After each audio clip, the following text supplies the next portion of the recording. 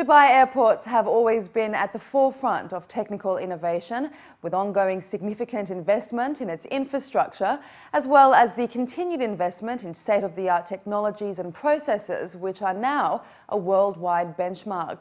But will the strategy that is behind the sector's success currently be just as profitable in the future? We sat down with the CEO of Dubai Airports, Paul Griffiths, to find out. The aviation sector in Dubai has witnessed staggering growth since Dubai International opened its doors in 1960, with annual growth in passenger numbers and aircraft movements far outstripping its competitors. Meanwhile, we have seen both the rise and decline of other hubs in what is an extremely challenging sector. So what has Dubai done differently to achieve this? And will the strategy for the future reap similar benefits?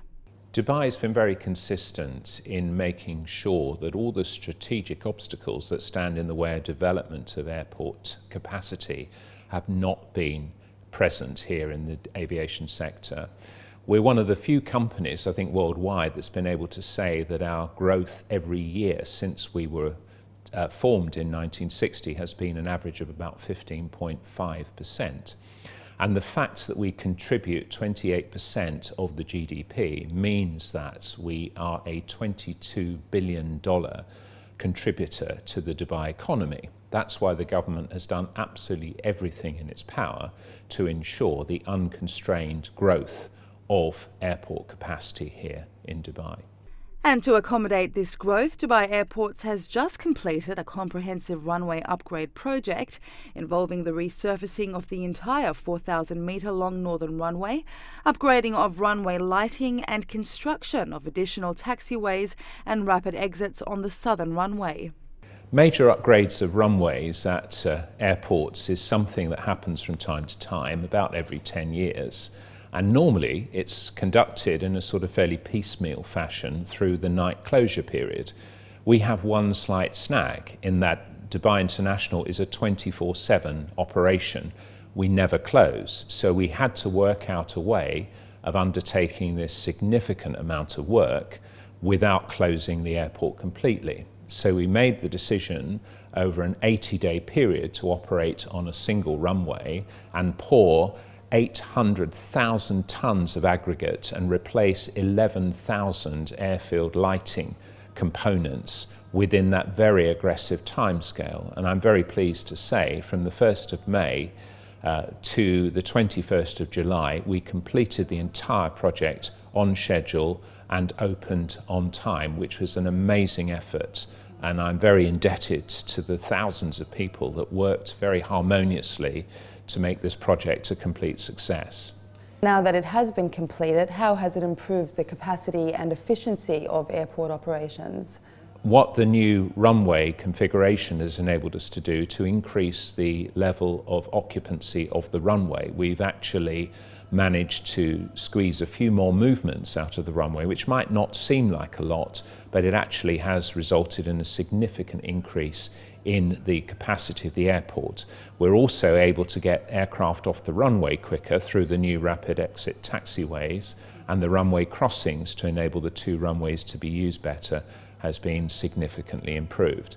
And more importantly, it's enabled us to operate those two runways in a completely refurbished state perfectly safely for the next 10 years. During the upgrade period, a certain amount of airline traffic was rerouted to Al Maktoum International at Dubai World Central. How does Al Maktoum International figure into the overall strategy for aviation operations for the Emirates, given the constraints for future expansion of Dubai International? I think the thing is, if you go back a few years, the sort of growth that we've experienced over the last decade here at Dubai has been nothing short of phenomenal. And I think that's been fueled by the fact that there has been such a significant increase in the amount of tourism and commerce infrastructure in the city. So we've been able to develop airport traffic at a rate which is significantly faster than anywhere else. What that's created, of course, is a shortage of long-term capacity. So building a new airport at Dubai World Central, Al Maktoum International, was clearly something that had to be considered. And the project, which has recently been announced to invest $32 billion in what we call phase 2 of Dubai World Central is clearly an important next step on this strategy. So Dubai World Central will continue to provide additional capacity for the city, which is now a 2-airport city. But obviously, whilst there's capacity still at Dubai International and there is a concentration on the hub operation at DXB, this will continue to be the main airport. By the middle of the next decade, we imagine that that will have flipped over and Emirates and other carriers will have relocated to base their operations predominantly at Dubai World Central. After the break, we continue our conversation with the CEO of Dubai Airports, Paul Griffiths.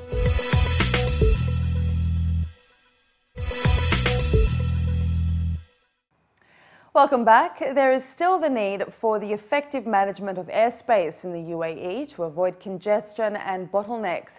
With the continued growth of aircraft movements being witnessed and with the allocation of aviation corridors for civil and military purposes possibly needing to be optimised to cope with the additional load, we asked the CEO of Dubai Airports, Paul Griffiths, what strategies are currently being looked at to address this.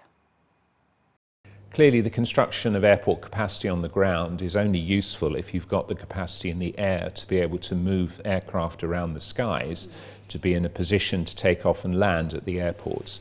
So there's a huge amount of investment going on in the air traffic control arena to ensure that that capacity is delivered on time. Now, that's quite a difficult challenge because that requires very close coordination between all the various parties, not just at a city level, but also at a federal level and across the whole GCC to harmonise the airspace. There's quite a lot of progress still to make until we get to a single open skies, coordinated air traffic control regime, such as has been achieved in America and in Europe. But this is something that has to happen to harmonise the availability of capacity across the entire air traffic control environment.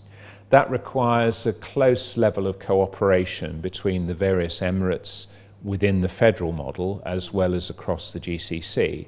And because there's sovereignty of airspace involved, politically that's clearly a difficult challenge. But great strides are being made to make sure that that's effectively brought together in time to deliver the capacity that we need in the air to be able to make our assets on the ground deliver the additional capacity that we're building. It seems that everybody is talking about Dubai Expo 2020, and we are seeing its dramatic effects, even some years away, on all segments of the economy, particularly in the real estate market, as well as the development pipelines for hotels and tourist attractions being announced. Dubai Airports will obviously need to manage its own expansion to accommodate this, but what will be the ongoing legacy of this infrastructure development in the years after the Expo? Well, Expo clearly will give yet another compelling reason for people to come to the city and experience what we've got to offer.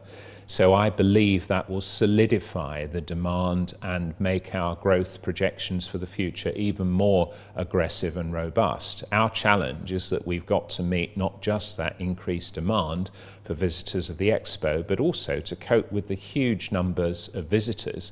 20 million, I think, is the target for now. And that clearly will be on top of the fact that 60% of all our traffic is going through Dubai on route to something like 280 odd destinations throughout the world. So we've got multiple challenges, multiple markets and multiple ways that our infrastructure will need to grow. And Expo 2020 is just yet another one of those various facets of our components of growth. I guess finally, could you describe to us what you think the passenger experience of the future will be and how far away are we from seeing this as a reality? I think what we're facing with the expansion of Dubai World Central, Al Maktoum International in particular, is a need to completely rethink the operating model for the airport. If you simply scale up on the sort of initial capacity of 120 million passengers that we're projecting, if you scale up what we're doing today, it will not be a particularly good experience. So we're having to rethink the entire process.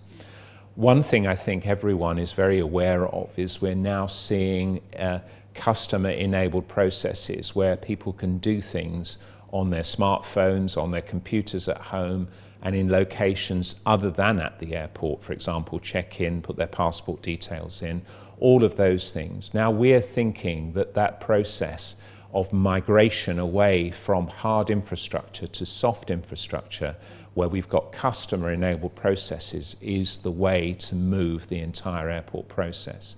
What we're trying to do is take out of the dwell time at the airport all of those technical hurdles that currently people have to go through: check-in, security, customs, immigration, all of those things. We want to make them more secure and more capable, but more invisible and seamless to the passenger, which will allow the time to be accented around the things that people enjoy doing. That's relaxing before their flight, shopping at our duty-free, visiting our restaurants and coffee shops. So really we're trying to make the passenger experience much more around passenger needs rather than airport process. Well, that brings us to the end of our program. If you would like to know more about any of the stories you have seen tonight, you can contact us at UAE Weekly at city7tv.com or by calling us on 04367 2230. From myself and the entire team, have a great week ahead.